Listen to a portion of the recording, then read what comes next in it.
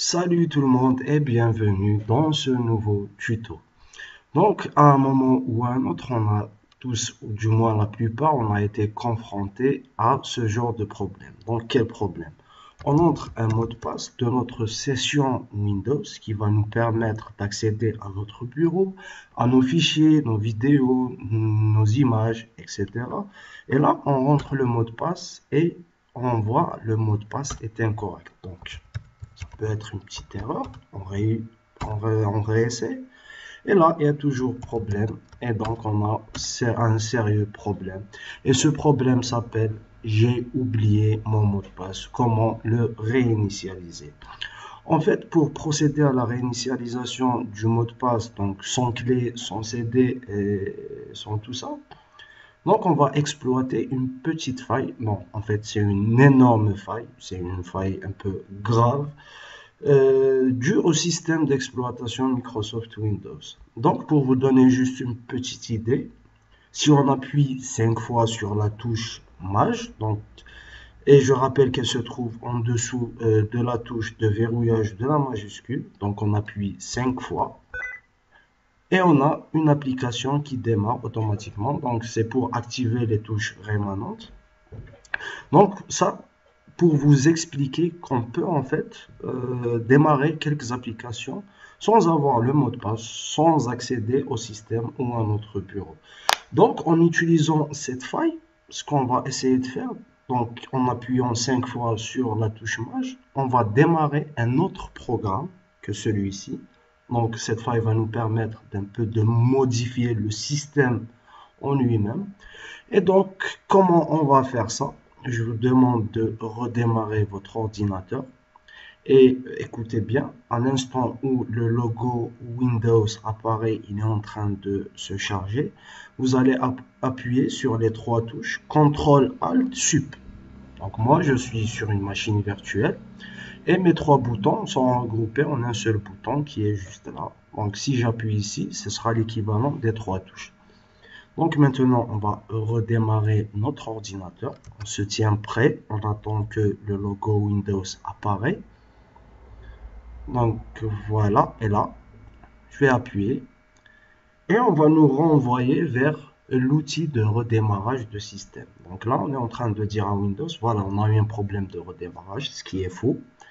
Donc uniquement pour lancer cet outil de redémarrage. Donc on appuie sur Entrée pour y accéder parce que c'est là que se trouve la faille qu'on va exploiter. Donc bien sûr, cette faille, on va la retrouver vers la fin. Donc on va laisser un peu Windows analyser un peu pour voir pour pouvoir situer où se trouve le problème. Et nous, ce qui nous intéresse, c'est en fait le rapport final. Donc là, on est à la recherche des problèmes éventuels.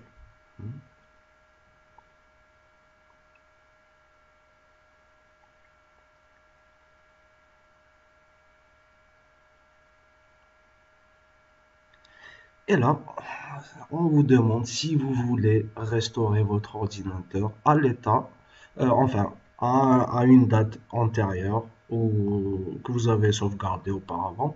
Nous, c'est vraiment pas le but, donc on va ni restaurer ni rien du tout. Je vous ai dit, on a juste besoin du rapport final. Donc, on va faire annuler. Et là, la tentative de réparation, elle va un peu durer, enfin, ça peut aller jusqu'à 10 minutes. Donc, je vous reprends juste après. Et voilà. En fait, là, la réparation est terminée. L'outil de redémarrage système ne peut pas redémarrer automatiquement l'ordinateur. En bref, nous, ce qui nous intéresse, c'est voir les détails de ce problème. Si on va jusqu'en bas, si la déclaration de confidentialité en ligne n'est pas disponible, lisez la version en hors connexion. D'accord, donc c'est un fichier .text. Si on appuie dessus, on va trouver effectivement une déclaration de confidentialité. Voilà, n'ayez pas peur. Et si on fait ouvrir, alors là, vous n'allez pas vous rendre compte. C'est-à-dire, on va rentrer directement dans notre système. C'est notre disque dur. On a toutes nos informations. Voilà. Donc voilà, c'est quelque chose d'extraordinaire. Et sur ce coup, Microsoft se sont bien plantés. Donc, on va aller dans le C, Windows, et on va directement dans Système 32. Donc, un truc un peu important, c'est qu'il faut faire apparaître tous les fichiers. Comme ça, on peut voir les applications.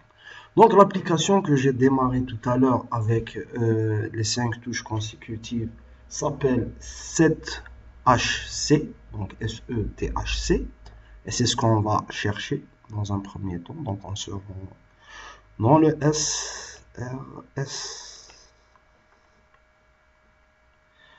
Alors, 7.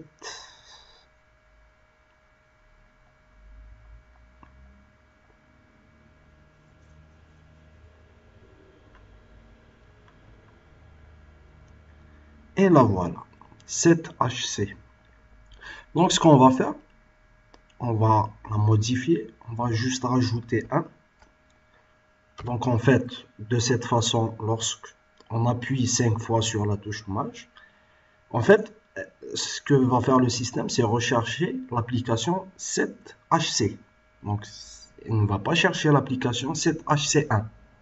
Donc, si on fait ça, en fait, on va juste la rendre inactive. Et ce qu'on va faire juste après, c'est chercher l'application CMD, donc notre commande, celle qui va nous permettre de changer de mot de passe. Donc CMD, la voici. Donc ce que vous allez faire, c'est copier, ensuite la recoller. Et là, on va complètement lui changer de nom. Et deviner le nom qu'on va lui donner. Eh ben, vous l'avez deviné, c'est 7HC. On va faire croire au système que l'application 7HC, en fait, c'est l'invité de commande, tout simplement. Donc, on appuie sur OK. Regardez, j'ai toutes les différentes accréditations pour changer quand même des fichiers de système. Donc, si quelqu'un accède à cette partie du système, alors là, vous pouvez être sûr que en modifiant, juste en effaçant par exemple une DLL, euh, il y a de fortes chances que Windows ne redémarre jamais. Donc voilà, dans notre cas, on a créé la 7HC qui va démarrer la commande, l'invité de commande. Une fois terminé, donc là, c'est bon. Une fois avoir modifié tout ça, là, on va juste redémarrer tout simplement notre ordinateur.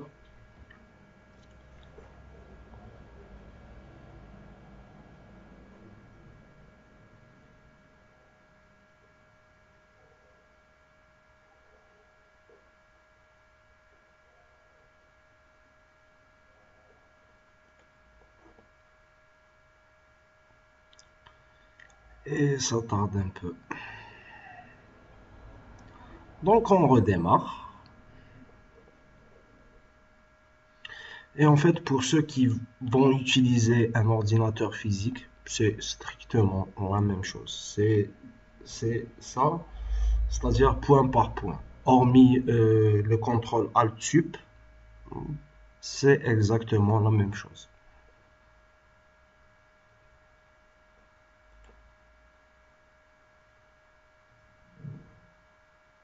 Donc cette fois-ci, on laisse démarrer le plus normalement du monde.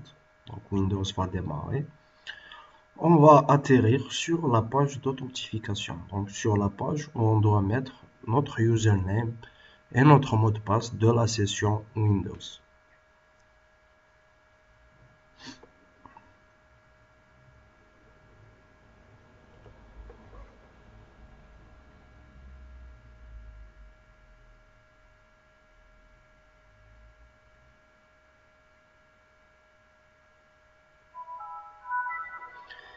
Et voilà.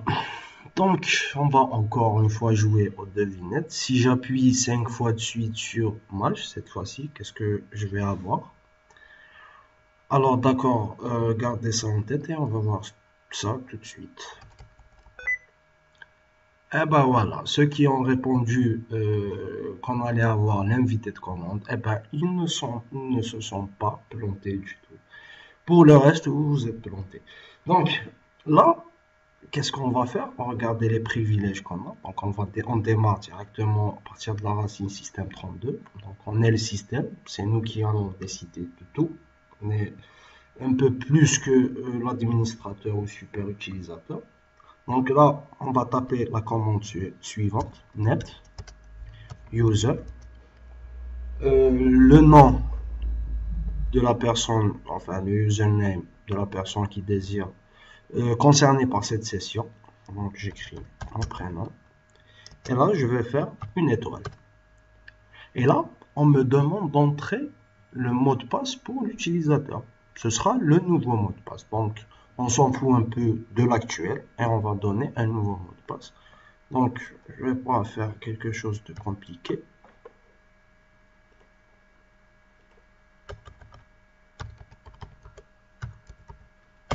Là, on vous demande de confirmer. La commande s'est terminée correctement. Donc là, si je rentre mon mot de passe, le mot de passe que je viens de rentrer là, maintenant, c'est password. Alors, je vais avoir un accès direct à ma machine et j'ai retrouvé mon bureau, je retrouve toutes mes applications.